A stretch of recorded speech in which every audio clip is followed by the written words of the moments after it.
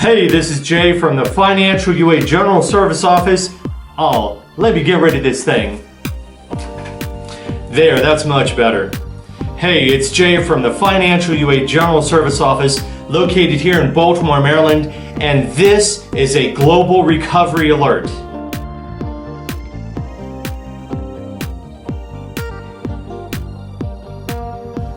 The focus of the video is going to be on what do you do when you get an unexpected windfall out of the blue, such as an economic stimulus check.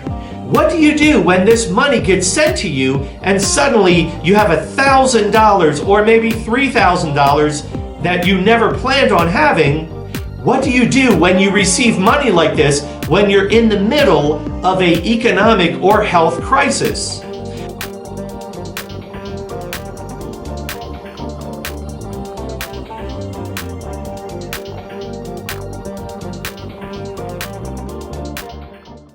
Before we start talking about finances and money and prosperity and economic stimulus checks, I want to encourage you first to consider joining me with saying the prosperity prayer. In order to create space for healing and recovery, I'd like to invite you to say the prosperity prayer with me, just to calm things down so we can address these issues from a place of spirituality and serenity. Let's do that prayer. God, grant us a serenity to accept the things we cannot change, the courage to change the things we can, the wisdom to know the difference, and the prosperity to afford it. Thank you so much for being willing to say that prayer with me. Let's get started. First, we're going to talk about what a normal person would do with the money.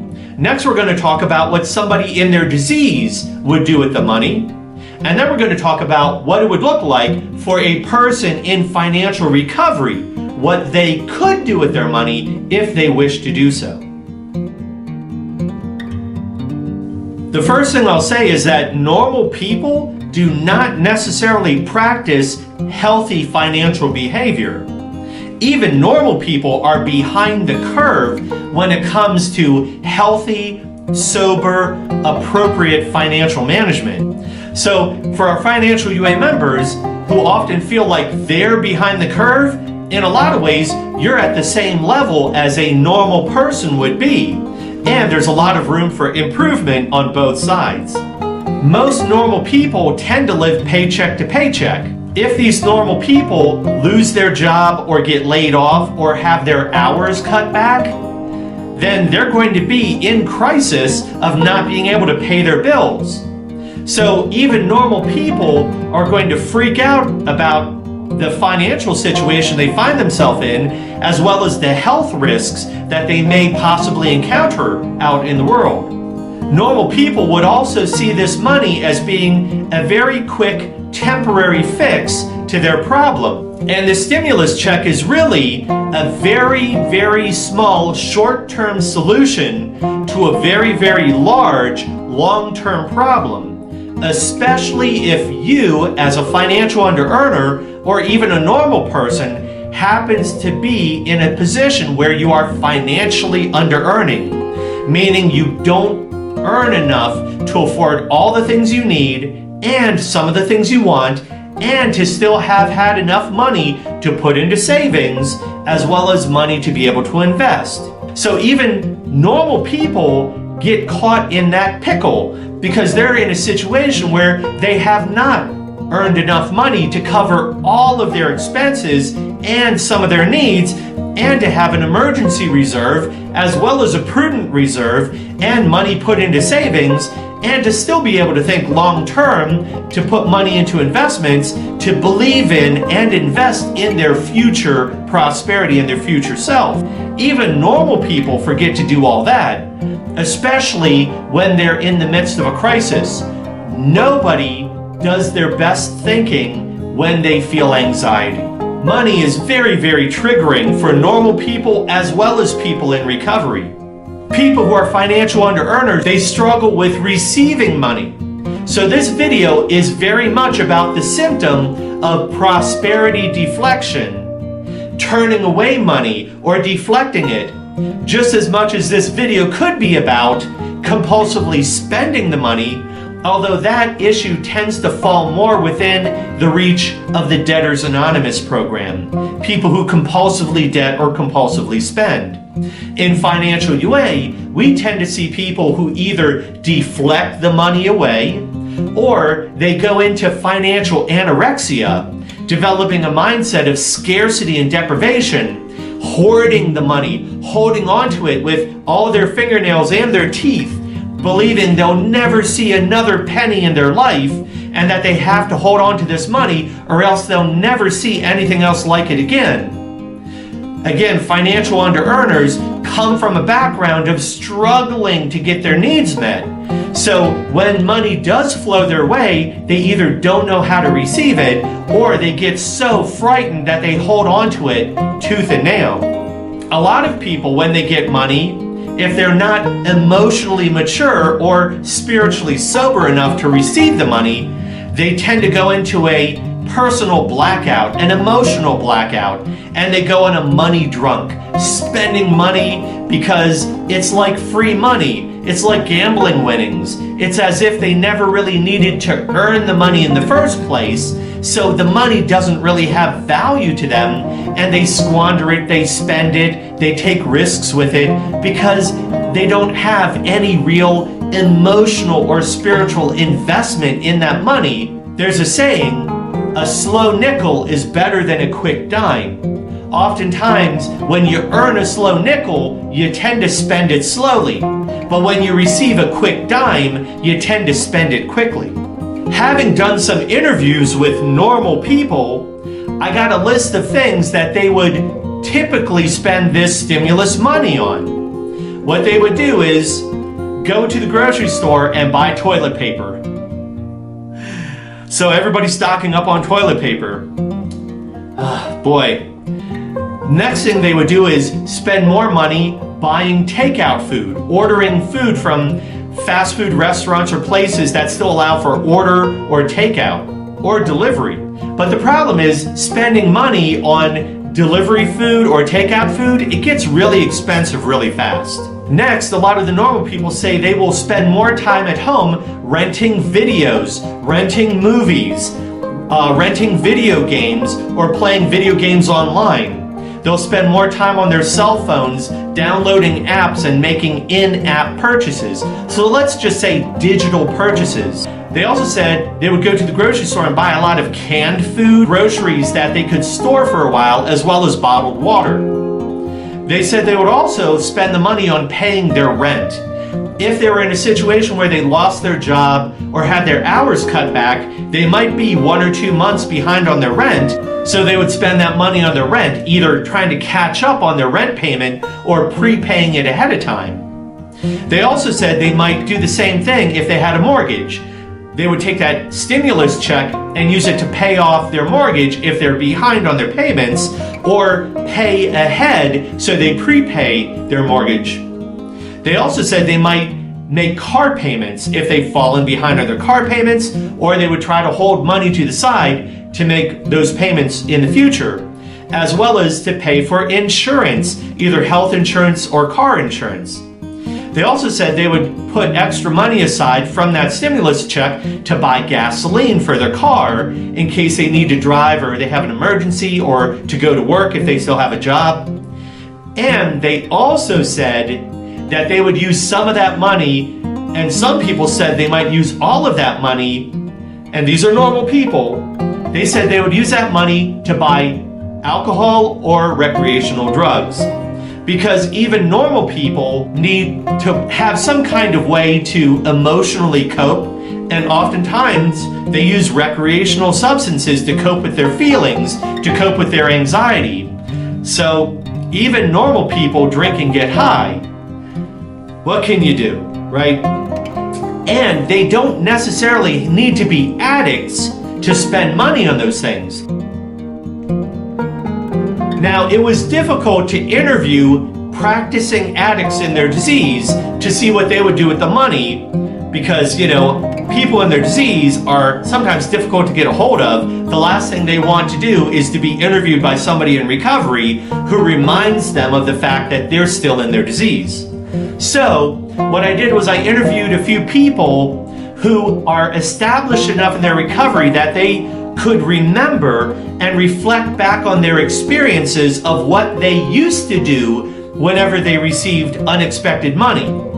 And after talking to a few of these people, what they said they would do if they received $1,200 or $3,000 in the mail, they would go out and buy drugs, they would buy crack, they would buy heroin, they would act out on various addictions. I don't want to go into too much graphic detail, but they basically would just go all out and go on a using spree. And maybe they would also hoard up alcohol and just, well, anyways, you can kind of imagine, even if you've been in other recovery programs, if you have a background of other substance use, you can reflect and just ask yourself, ask your old disease self from the past, what would that person have done with the money? You can usually answer your own question that way.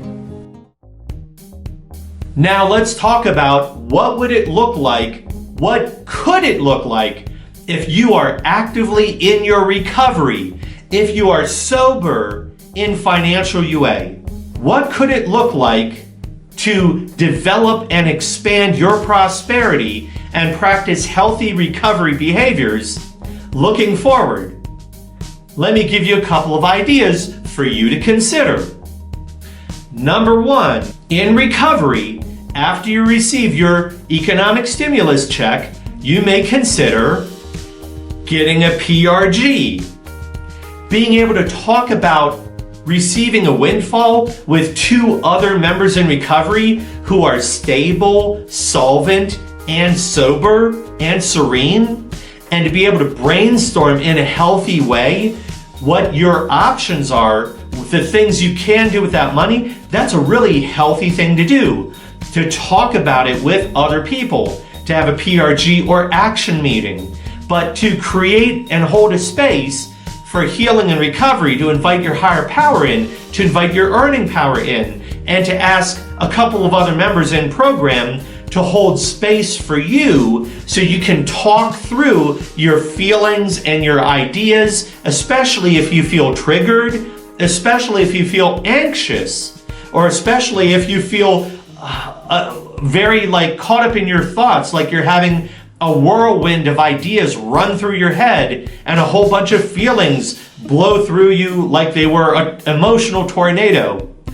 A PRG or action meeting is a great place to calm down and let other people hold your space to help you be calm, to help share their serenity and their sobriety with you so that you can make a clear, sober decision about what to do with your newfound prosperity. I would also encourage you to talk to your sponsor. In financial UA, we have qualified sponsors. And qualified sponsors are people who have done a significant amount of the financial UA step work under the guidance, coaching, and sponsorship of another qualified sponsor. So instead of turning to just anybody, I would encourage you to consider reaching out to a qualified sponsor, somebody who is stable, who is serene, who is prosperous, and who is practicing healthy recovery behaviors, and to talk about your situation with somebody who's very grounded and somebody who already has a fair amount of prosperity of their own, because they know what it's like to have prosperity without being triggered by it. I would also encourage you to go to 6 meetings of financial UA and share about the stimulus check, the new prosperity that you're receiving. Sharing about it in 6 meetings gives you a chance to process all the feelings you have, all the anxiety, all the triggers, all the brainstorms, all of the mood swings, to talk your way through it, to process it through your system, and to get to a place of serenity on the other side of those 6 meetings.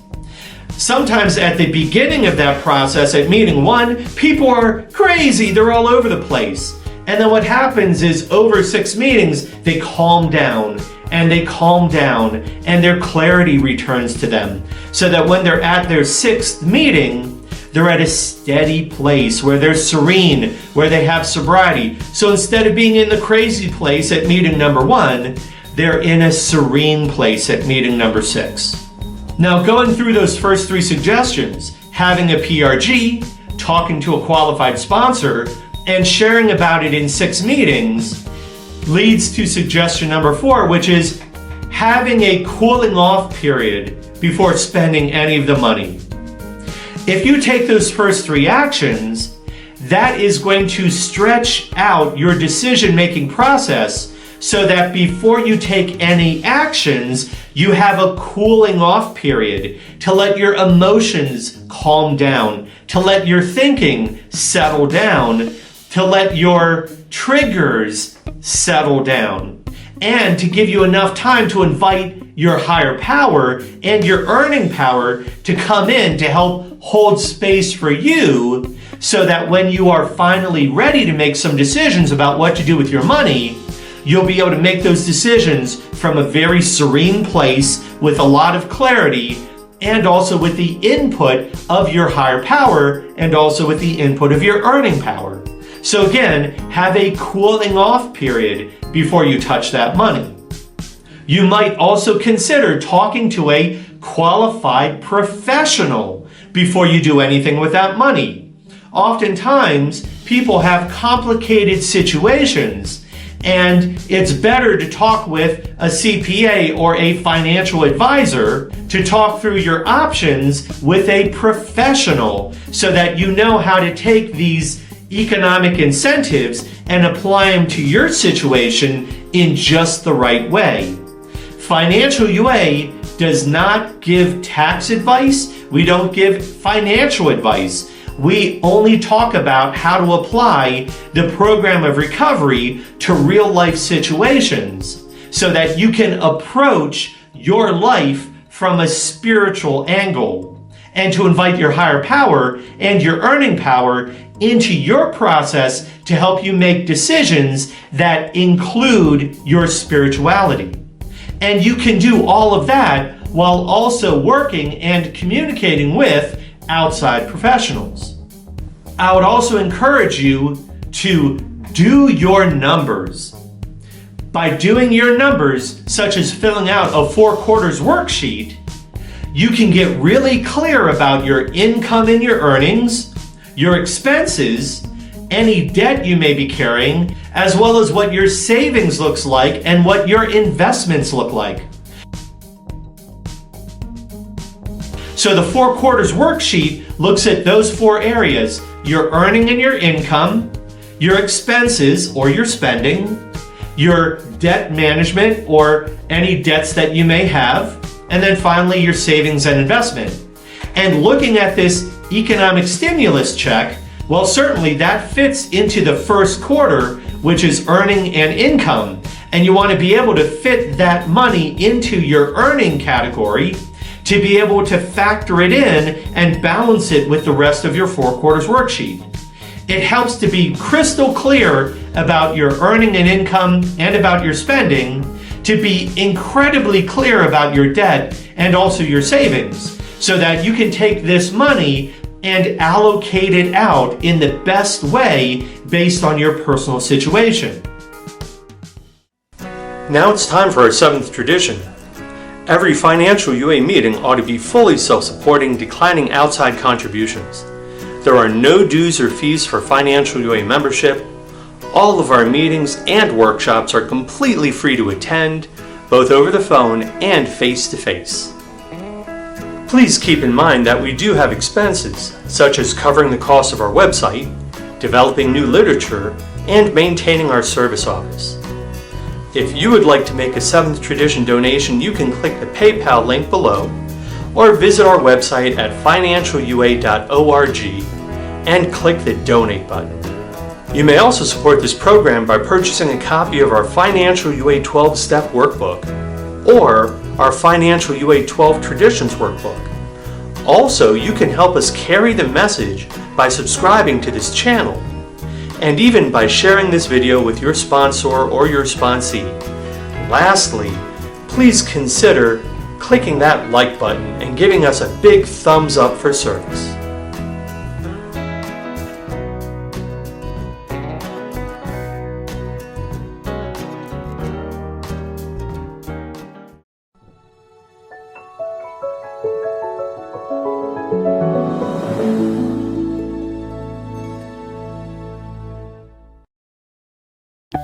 God grant us the serenity to accept the things we cannot change, courage to change the things we can, wisdom to know the difference, and the prosperity